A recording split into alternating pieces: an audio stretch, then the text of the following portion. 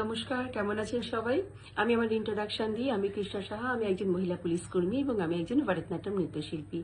আজকে দুটো অ্যাওয়ারনেসের কথা বলবো। আমাদের যে জেলা পুলিশের পক্ষ থেকে আমরা একটা অ্যাওয়ারনেস প্রোগ্রাম করি, সেটা হচ্ছে স্বয়ংসিদ্ধা। তো এই প্রোগ্রামটা মূলত দুটো বিষয়ের উপর। সেটা হচ্ছে আন্ডার 18 ম্যারেজ, অল্প বয়সী বিবাহ এবং হিউম্যান ট্রাফিকিং, মানব পাচার।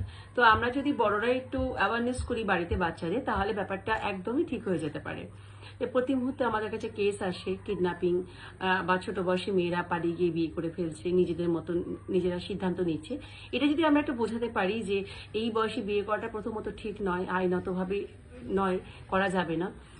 সেকেন্ড হচ্ছে আমাদের অচেনা আশেপাশে যারা অচেনা বন্ধু বান্ধব থাকে, তাদেরকে যদি আমরা একটু বাড়ির সাথে আলোচনা করে তাদের সম্পর্কে কথাবার্তা বলি যে আমি এদেরকে চিনি না, এরা আমার সাথে কথা বলছে বা বলার চেষ্টা করছে, ওদেরকে যদি আমরা বোঝাই যে এই বয়সে বিয়ে করলে কতগুলো প্রবলেম হয়, নিজেরা সিদ্ধান্ত নিলে প্রথমত তো ওখানে বিয়েটা অ্যালাউ করা যাবে না, আমাদের নিয়ে আসতে হবে, এবং যাদের সাথে আমরা বিয়ে করছি সেই বাড়ির প্রত্যেকে বিচারের আওতায় থাকবে, তাহলে এটা করা যাবে না।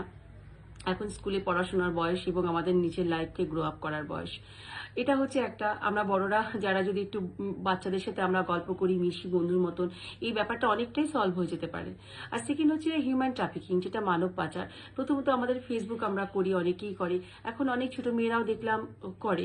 সেক্ষেত্রে কি হয়, অনেক অচেনা বন্ধু বান্ধব চলে আসছে যাদের আমরা চিনি না। তারা কি হচ্ছে, আমরা যাতে পারদর্শী, এবং অনেক সময় মেয়েদের এরকম বলা হয় যে একটা ভালো ছবিতে কমেন্টস করার পর তুমি কি ভালোবাসো। এবার আমরা অনেকেই মেয়েরা ছোট বয়সে একটু আবেগে থাকি বেশি, তখন আমরা বলি কেউ আমরা অ্যাক্টিং এ পারদর্শী, আমার পড়াশোনা করতে ভালো লাগে, ভালো একটা কলেজে আমার পড়ার স্বপ্ন আছে।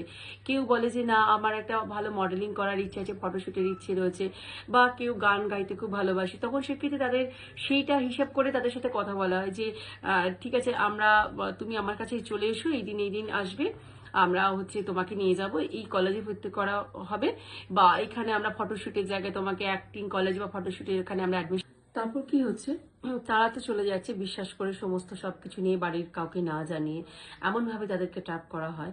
তারপরে যাওয়ার পর কি হয়, এটা বোঝাবেন যে একদম মূলত অন্ধকার জগতে ঠেলে দেওয়া হয়, কোনো রেড লাইট এরিয়ায় বিক্রি করে দেওয়া হয়, বিভিন্ন অর্গান সেগুলোকে নিয়ে শরীর থেকে নিয়ে বিক্রি করে দেওয়া হয়।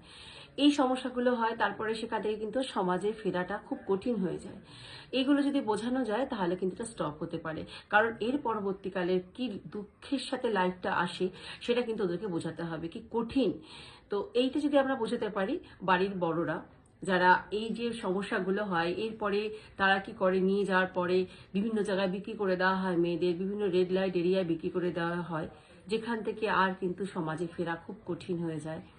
এবং তারপরে কি হয়, বিভিন্ন শরীরের অর্গানগুলো পর্যন্ত বিক্রি করে দেওয়া হয়, কিছু বিভিন্ন জায়গায় ভিক্ষাবৃত্তিতে তাদেরকে নামিয়ে দেওয়া হয়, যেখানে মেয়ের সংখ্যা কম সেখানে তাদেরকে বিয়ে দিয়ে দেওয়া হয়। তাহলে এই যে সমস্যাগুলো তৈরি হয়, সেটা কিন্তু যদি একটু বাড়িতে বড়রা আলোচনা করা হয় বাচ্চাদের সাথে, তাহলে কিন্তু এটা এই ভয়ঙ্কর দিনগুলো দেখতে হবে না। অনেকটা কিছু প্রবলেম কিন্তু বাড়ি থেকেই সলভ হতে পারে। নমস্কার, সবাই খুব ভালো থাকবেন। ধন্যবাদ সবাইকে।